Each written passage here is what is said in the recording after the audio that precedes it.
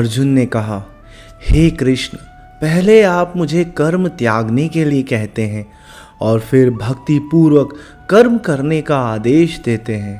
क्या आप अब कृपा करके निश्चित रूप से मुझे बताएंगे कि इन दोनों में से कौन अधिक लाभप्रद है? श्री भगवान ने उत्तर दिया, मुक्ति के लिए तो कर्म का परित्याग तथा भक्तिमय कर्म दोनों ही उत्तम है, किंतु इन दोनों में से कर्म के परित्याग से भक्ति युक्त कर्म श्रेष्ठ है।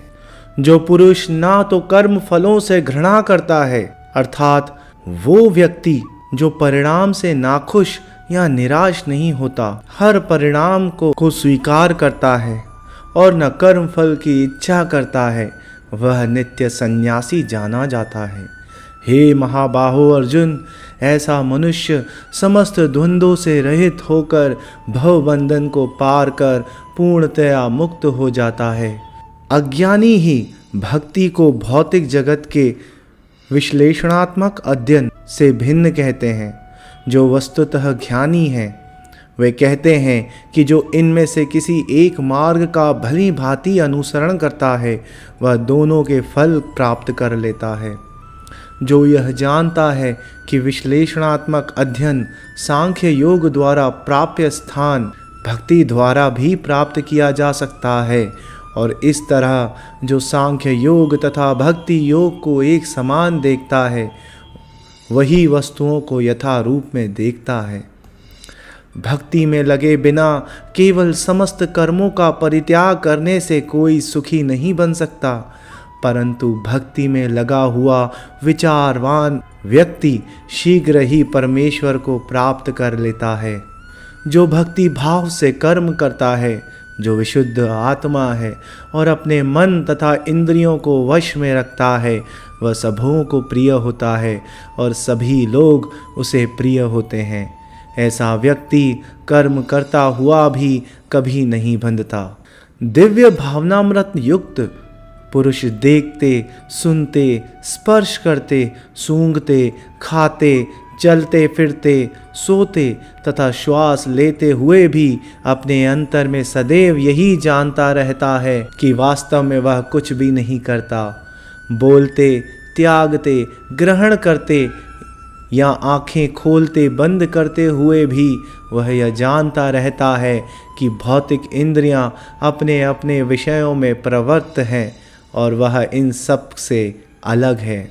जो व्यक्ति कर्म फलों को परमेश्वर को समर्पित करके आसक्ति रहित होकर अपना कर्म करता है, वह पाप कर्मों से उसी प्रकार अप्रभावित रहता है जिस प्रकार कमल के फूल जल से अस्पर्श रहता है। योगी जन आसक्ति रहित होकर शरीर, मन, बुद्धि तथा इंद्रियों के द्वारा भी केवल शुद्धि के लिए कर्म करते हैं। निश्चल भक्त शुद्ध शांति प्राप्त करता है क्योंकि वह समस्त कर्म फल मुझे अर्पित कर देता है। किंतु जो व्यक्ति भगवान से युक्त नहीं है और जो अपने श्रम का फल कामी है, वह बंध जाता है। जब देहधारी जीवात्मा अपनी प्रकृति को वश में कर लेता है और मन से समस्त कर्मों का परित्याग कर देता है, तब वह 9 द्वार वाले नगर, जिसे भौतिक शरीर कहा जाता है, में बिना कुछ किए कराए सुखपूर्वक रहता है। शरीर रूपी नगर का स्वामी देहधारी जीवात्मा ना तो कर्म का सृजन करता है, न लोगों को कर्म करने के लिए प्रेरित करता है, ना ही कर्म फल की रचना करता है। यह सब तो प्रकृति के गुणों द्वारा ही किया जाता है। परमेश्वर ना तो किसी के पापों को ग्रहण करता है न पुण्यों को, किंतु सारे देहधारी जीव उस अज्ञान के कारण मोहग्रस्त रहते हैं जो उनके वास्तविक ज्ञान को आच्छादित किए रहता है। किंतु जब कोई उस ज्ञान से प्रबुद्ध होता है जिससे अविद्या का विनाश होता है, तो उसके ज्ञान से सब कुछ उसी तरह प्रकट हो जाता है जैसे दिन में सूर्य से सारी वस्तुएं प्रकाशित हो जाती हैं। जब मनुष्य की बुद्धि, मन, श्रद्धा तथा शरण सब कुछ भगवान में स्थिर हो जाते हैं, तभी वह पूर्ण ज्ञान द्वारा समस्त कल्मश से शुद्ध होता है और मुक्ति के पथ पर अग्रसर होता है। विनम्र साधु पुरुष अपने वास्तविक ज्ञान के कारण एक विद्वान तथा विनीत ब्राह्मण गाय, हाथी, कुत्ता तथा चांडाल को समान समभाव से देखते हैं, जिनके मन एकत्व तथा समता में स्थित हैं। उन्होंने जन्म तथा मृत्यु के बंधनों को पहले ही जीत लिया है। वे ब्रह्म के समान निर्दोष हैं और सदा ब्रह्म में ही स्थित रहते हैं। जो ना तो प्रिय वस्तु को पाकर हर्षित होता है और न अप्रिय को पाकर विचलित होता है, जो स्थिर बुद्धि है, जो मोह रहित है और भगवत विद्या को जानने वाला है, वह पहले से ही ब्रह्म में स्थित रहता है। ऐसा मुक्त पुरुष भौतिक इंद्रिय सुख की ओर आकृष्ट नहीं होता, अपितु सदैव समाधि में रहकर अपने अंतर में आनंद का अनुभव करता है। इस प्रकार स्वरूप सिद्ध व्यक्ति पर ब्रह्म में एकाग्रचित होने के कारण असीम सुख भोगता है। बुद्धिमान मनुष्य दुख के कारण में भाग नहीं लेता, जो कि भौतिक इंद्रियों के संसर्ग से उत्पन्न होता है। हे कुंती पुत्र, ऐसे भोगों का आदि तथा अंत होता है, अतः चतुर व्यक्ति उसमें आनंद नहीं लेता।